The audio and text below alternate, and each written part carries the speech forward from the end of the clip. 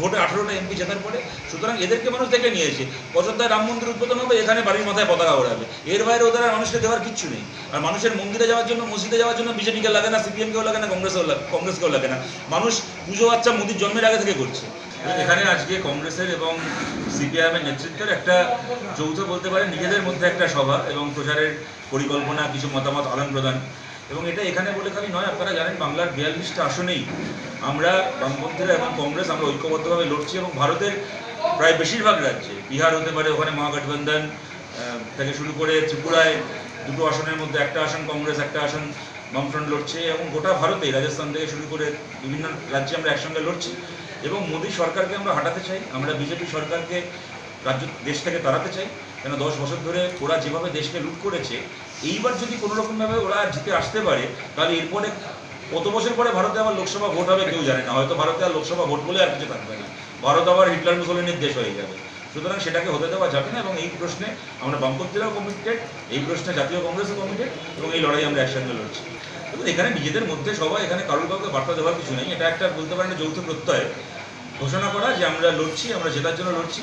এবং উত্তরবঙ্গের সঙ্গে জলপাইগুড়ির সঙ্গে কি তৃণমূল, কি বিজেপি গত 10 বছর ধরে কী করেছে আপনারা দেখেছেন। এখানে একটা বললেন এসে উত্তরকন্যা বানাবেন শিলিগুড়িতে, উত্তরবঙ্গের একটা সেক্রেটারিয়েট হবে উত্তরকন্যা। এখন উত্তরকন্যায় গিয়ে দেখে আসুন, কোনো মন্ত্রী ওখানে বসে না, ওখানে ঘুরলে কোনো মন্ত্রী পাবেন না, ইঁদুর, সূর্য, বেড়াল এইসব খুঁজে পাবেন।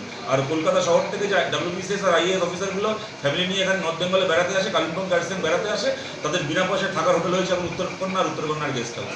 এইটা করেছেন উত্তরবঙ্গের সঙ্গে। এখন বিজেপি এখানে 10 বছর ধরে ওরা পশ্চিমবাংলায় ওরা জিতেছে, প্রথমবার 2জন এমপি পেয়েছিল। গত লোকসভা ভোটে গোটা উত্তরবঙ্গের প্রতিটা এমপি, একমাত্র দক্ষিণ মালদা বাদ দিয়ে গোটা উত্তরবঙ্গের সবকটা আসনে বিজেপি জিতেছে। জিতে ওরা কী দিল উত্তরবঙ্গকে?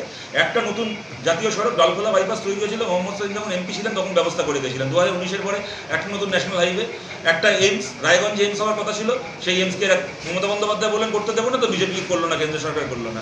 একটা নতুন সেন্ট্রাল ইউনিভার্সিটি, একটা নতুন মনে করুন একটা হাইড্রো ইলেকট্রিক প্রজেক্ট, একটা নতুন কোনো একটা অফশোর ক্যাম্পাস, কোনো একটা বিশ্ববিদ্যালয়, একটা কিছু দিলেন উত্তরবঙ্গকে, সামগ্রিকভাবে বাংলাকে গত ভোটে 18টা এমপি জেতার পরে। সুতরাং এদেরকে মানুষ দেখে নিয়েছে। অযোধ্যায় রাম মন্দির উদ্বোধন হবে, এখানে বাড়ির মাথায় পতাকা ওড়াবে, এর বাইরে ওদের আর মানুষকে দেওয়ার কিচ্ছু নেই। আর মানুষের মন্দিরে যাওয়ার জন্য, মসজিদে যাওয়ার জন্য বিজেপিকে লাগে না, সিপিএমকেও লাগে না, কংগ্রেসকেও লাগে না। মানুষ পুজো বাচ্চা মোদির জন্মের আগে থেকে করছে, তার জন্য মোদিকে লাগে না। এরা সরকার আসে মন্দিরের মাপ নেওয়ার জন্য নয়, সরকার আসে কারখানার মাপ ঠিক করার জন্য, সেই কাজ ওরা করেনি। সুতরাং ওই সরকারকে আমরা চাই।